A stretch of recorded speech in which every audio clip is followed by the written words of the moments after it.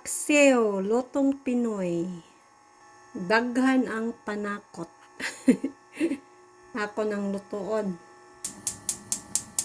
Ano ni siya guys? Kana ang akong ginapanakot ani guys kay kamatis, onion, garlic, ginger o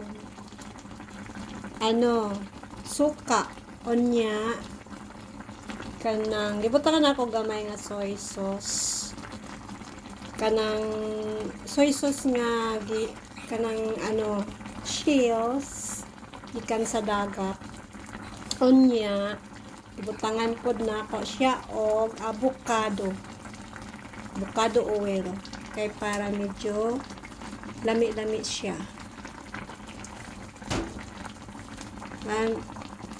Mikos-mikos rin ni guys akong paksiw. Ako sa ning luto og maayo kay aron lami kahugsan og sabaw.